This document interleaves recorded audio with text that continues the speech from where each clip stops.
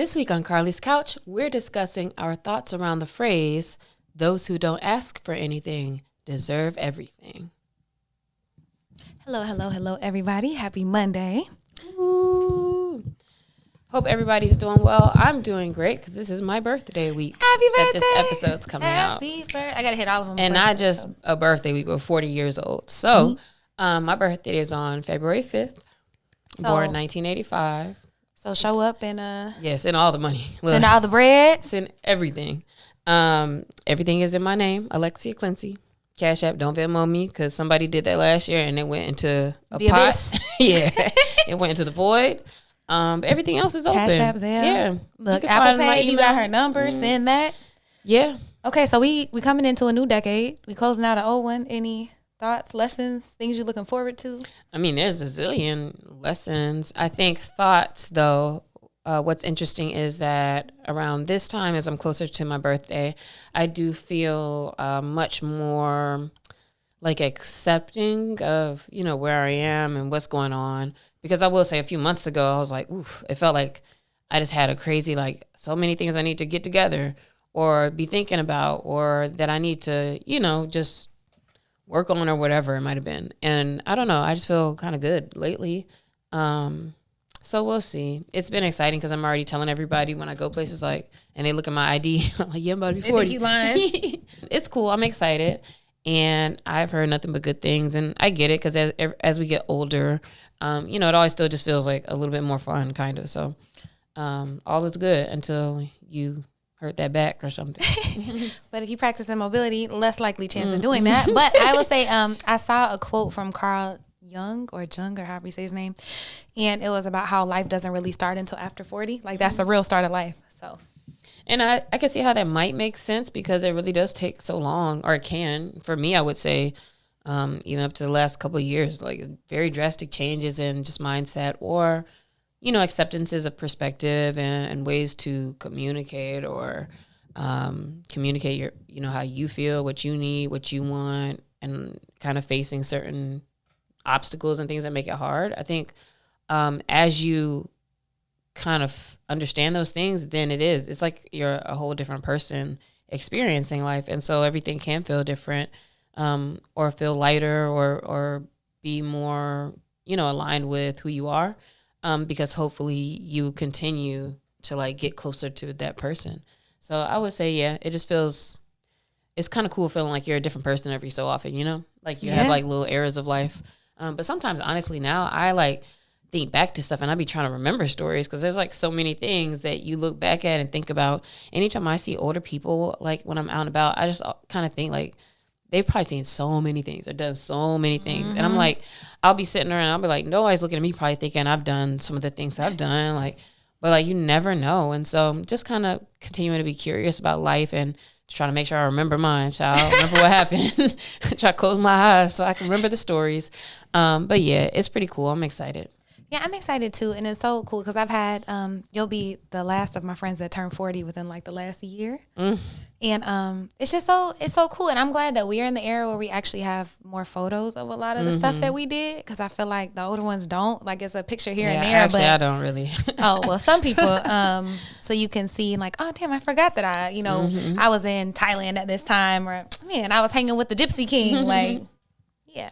Yeah, it's a lot of cool stuff. So y'all go wish Lexi happy birthday all week. Send her bread and blessings. Thanks, guys. All right. So this week we're getting into an episode where we're going to have kind of some discussion around a phrase or a quote that I've seen pretty often on social media. The quote is, "Those who don't ask for anything deserve everything." And I actually wanted to say that because I was looking at it and I was keeping it real. Is there a point where that kind of would have made sense to me first? And I think maybe, or there was a time now I feel and you probably do too, but now you look at it and you're just oh, that's somebody who's just not about effort or, doesn't want to try or everything's about them or they want control. You see all those things first. And I was trying to see anything positive in it.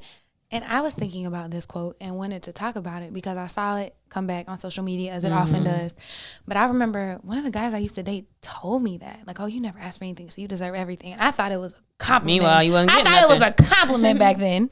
And I wasn't getting what I wanted and didn't even know how to ask for things. And this was years ago, like, thank God. But I was like, oh, no, we're not gonna keep celebrating spaces where you can't ask for what you want and or need. It's funny because it's like, dang, the more you talk to guys, you be like, it really don't matter how old you are. Sometimes it's just like the mindset is just so weird that you think relationships are about taking from you.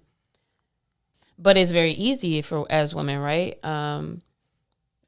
To hear that and think of it as being pleasing. We talked about being like cool girl, or you just want to be easy. And I don't know if that's all the way 100% a terrible thing. And if you're not being taken care of, it's like it just continues, like a lot of norms around patriarchy and all that. So that's what we're kind of going to get into, is like, here's just a few like starter thoughts around this phrase of things that pop up. And the first one's like just the psychology behind the phrase. Because when you think about it, like, where would you say that's coming from? Like, what type of place is it coming from if you're saying you deserve everything because you don't ask for anything? From a place of power, seemingly, or seeming power in a sense, because you feel like you can provide the things, or I'm doing a thing, leading or whatever. Leading or whatever. Maybe I'm like, maybe it's also pride, because you think like the person who's saying this thinks that they have all this stuff to take. And so like they, And big ego, maybe. You mentioned patriarchy earlier, but that's a huge force that affects all of us. And I don't think we even understand the deep implications and how women also practice patriarchy on women too. But women are celebrated for suffering, for doing the thing, for being the silent person that holds everything together. Like it is a badge of honor for a woman to be like tired and the matriarch of the family and always do everything. And so I think it's ingrained in us. Yeah. And I just think like historically also, you just weren't supposed to like speak Couldn't, or I guess, ask too. or and and like even when you think about some of the norms we put on women as far as how they behave, I feel like girls and boys grow up differently. Like I always knew like, oh, let me be a certain way or act a certain way, and so I wouldn't ask my parents to go do certain things, because in my mind I already just knew the plan of like, well, let me do what I need to do, and when I go to school or when I leave the house, and I'll try different things or do whatever. And so it was ingrained in me that there was already something that was right to do or a way to be. And so that's something I ended up kind of having to unlearn later also. But I think that affects a lot of people. But also I guess it's important to think too that even though we're making it seem like all the men say this, I'm sure it can go the other way around as well. But in general, I still think it kind of shows a lazy person. But there's a lot of societal influences. So other things too outside of like just directly patriarchy, I would say, is in general, and we talked about this often, like it's kind of encouraged to not have to ask for help or to have things all together. And so for those reasons, maybe you kind of perpetuate. Work it out, girl, work it out. So maybe you perpetuate this idea of like, I deserve everything because I don't ask. Like you said earlier, like you might think of it as a good thing because, I don't have to ask for things. Yeah, I could do it. I could get things done. I don't need X, Y, Z. And then you can wear that as a badge of honor.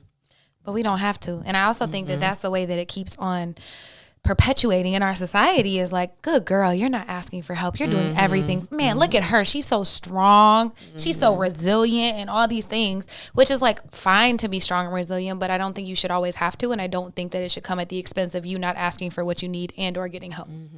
Yeah, I was in a relationship where I feel like my boyfriend had a lot of things to take care of, and so I kind of did like, I was like, ugh, I feel like I can't ask about anything or like need anything, because I just saw them being needed all day and how that affected him. But also I was like, well, maybe that, maybe they're just not the person to be in a relationship right now because they have all those responsibilities. And at the same time, I remember seeing the new version of Mr. and Mrs. Smith with Donald Glover, and I don't remember that Asian American lady's name, but I remember watching it, and it was kind of similar to where like the guy was like always calling his mom or like always having to check on her or take care of something. And I was just like, yeah. But they had the same thing where she was like, bro, like it's like your mom's like your wife. But then he also was so frustrated because it's like, you don't understand because there's nobody else to help or to take care. And so it's like, I would feel kind of bad bringing it back around to me and the guy, because I'm like, I feel like I can't need anything. And maybe that's something to accept because, like, you know, they got to do what they got to do. Also, I'm a little more harsh. I was like, hey, I would just be like, y'all need to figure it out. But maybe I wouldn't. I don't know. But I'm so put myself first. It's so ridiculous. So that was just difficult, and I didn't want to ask for stuff, or like I found myself doing a lot, but then I just realized I'm like, bro, I think like everybody else is getting the role that I wished I was getting, and so I just had to kind of just bow out, give up on that. Yeah, I mean, you got to know when to go. Got to know when to hold them, when to fold them. So not only is it celebrated in culture, and, you know, we see this, and we also have big hearts. And so we see it happening with other people, and maybe they have a lot going on. So maybe you can't. But again, it's like it becomes this thing where you never feel like you can ask for anything, and you don't really get your needs met. And so I feel like that builds so much resentment, and it doesn't help relationships grow because you're also not being vulnerable by choice or by design. And so it just keeps you in this place where you feel like you're stuck or boxed in and can't really get out of it. But, you know, another thing that's so interesting about this quote as well is that sometimes we can get off on like not having to ask, or maybe not even get off on, because I love that. Like, I'm like, dang, isn't this common sense in some cases? Although I get it. Like, I communicate a lot more, but now once I've communicated, then it's like, all right, I need y'all to take notes. But I will say that expectation of like being cared for without having to say everything, and like I think that is a good quality in somebody when it's like, as a partner, for example, oh man, I see that, you know, your car's been sitting there all week, like, do you need me to go put the air in, or, you know, how can I help you with anything, or like they can see the things and be of help. I think that's important in a partnership. And also it is most important though if you are a person who likes that somebody's just seeing you and doing the things, that you're not using it as like a reflection of your self-worth when somebody isn't. Because people are different. And I found that in places where, dang, I got to like really speak up more, but also they appreciated that. And I realized, oh, you're slow. I mean, not in a bad way. Not really in a bad way, but it's real. But it's like, oh, okay, I have to tell you. But once I told them, then you're good. They paid attention. Yeah. Then they were like, oh, I get it. Or, you know, and honestly, it's like, dang, people just are really different. But I was like, oh, once I realized you're just a little slow, like, cool, I can communicate with you, and then stuff happens. But boy, you know, I do like a little, I don't gotta say nothing, but hey. But then I feel like we get stuck, right? It's like you're not asking and they don't know, so it never happens. And then like you said, you could take it personal. It's a reflection of me, or then they're not good at this. So I think it's a big deal to learn how to ask. And I've had to like, with someone that I'm dating, like let them do things for me because I'm so used to doing things. They're like, why, you know, something simple as like my little 5-gallon waters that I fill up. Why don't you just let me bring those up? Like, or let me go do that. They're in my house. They see it. Let me go do that. Take my trash out for me. I don't have to ask you to do that. You just do those things. Like, that's nice and understandable. But also, if you feel like you need more personal time, or you had a hard week and you need to cuddle, or you need a hug or whatever, you can ask for that, and that is okay, and that does not make you needy. I also think that needing things isn't bad, and it shouldn't affect your confidence or self-worth to feel like you have to ask somebody for something, because we all need stuff sometimes. So I think if you communicate around certain things to where there's a clear understanding, then sure, like you could talk about what you want to do. They could talk, and they can understand that certain things are appreciated. Absolutely. And that is the most important thing, though, I think, in learning about this, is the importance of advocating for yourself. First, you have to know what you want, and then you have to be okay with having those conversations. They might not come out the way you want, but also, like you said, you know, I remember what I do, and then I know what they do. But sometimes things mean more to people and you don't know how big something is. Like that's why people like you see the trope on TV shows, the husband never takes the trash out or always leaves his shoes somewhere and the wife gets so mad at him, and it's not that, it's that she doesn't feel appreciated and doesn't feel like he's listening or doesn't have the same care for her in the household that he does at work. There's always an underlying thing.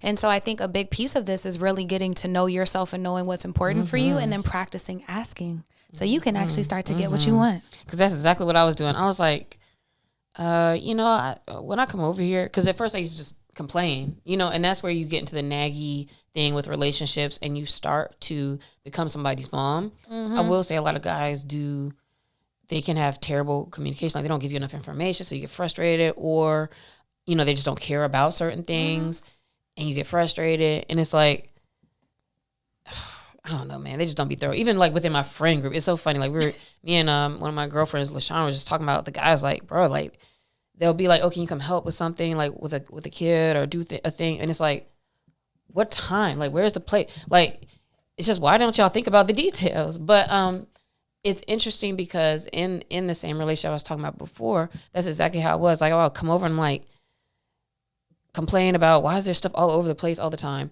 And then I realized, and I was like, you know what? I needed to understand, like, what is this really doing? What is it really about? And I'm like, oh, because I know I would never, if I knew somebody's coming over, I would want to straighten up, because to me, that's a reflection of what I feel like you deserve to see and be in. And I also understand, keeping it real, like if you pop in, like, damn, my bad, socks everywhere. But it wasn't that. It just felt like you never try. And so what I realized I needed to do, now I expressed it differently one time. And I was like, hey, I realized when I come over and see stuff, it makes me feel like you didn't care that I was coming over, and you didn't try. And I said, if this was a first date and I was coming to your house, what would you have done? It wouldn't have looked like this. So you do care about that. But to me now, it makes me feel like, oh, you don't care about how I felt about it because it's gotten too familiar. And they immediately was like, oh, I understand that. Boy, that don't be candles lit, cleaned up every time. And I noticed too the difference of sometimes if it was like, not really planned or something, it's like, hey, I do have some stuff on the ground. I was doing laundry. And I'm like, yeah, that's cool. Because the thing is, it's not like a every single time. And so to express that, like, I've never seen their house really dirty since then. In fact, it's been like leveled up crazily, actually. So I realized, like, I really appreciate that I could speak up.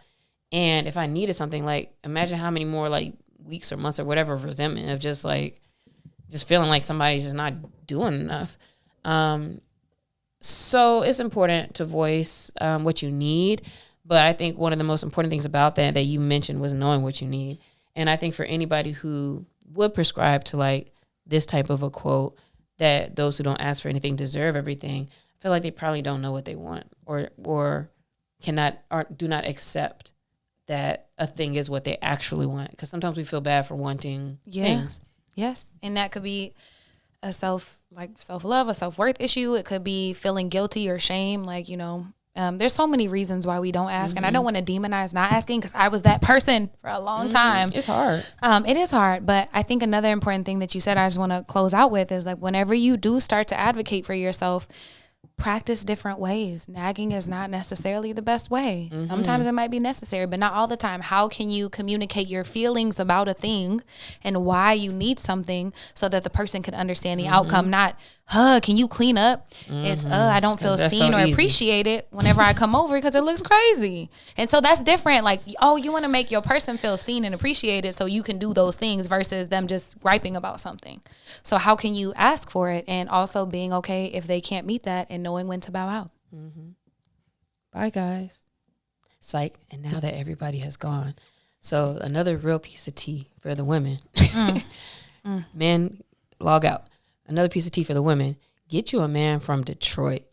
Because I will say, no, it's a regional thing. Okay. Even when the ones people I follow like online, guys from Detroit, it's like it's a privilege to like ice you out. It's a privilege to get you things, and like they want to take care of you. Even when I've dated a guy from Detroit who he didn't have the most, but like there's a sense of, I want you to look good. I want you to do the thing. Like they want to take you and show you experiences. Like, so that's my key. That's my key takeaway. And then the few I know, because one in my friend group who's married, a couple others, like it's a privilege. Like, they like, damn, I don't get y'all guys. Like, you're supposed to like your woman is like a reflection of like what you can do. Which I feel like that's how it should be, how it could be. Because that's how I be feeling about my guy too. Like, oh, if I can do something, like, let me look it up. Anyway, so yeah, enjoy that little tidbit. Happy hunting, happy communications, and bye to all the women who stuck around. Stuck around. Bye. Shout out to Lexi for that.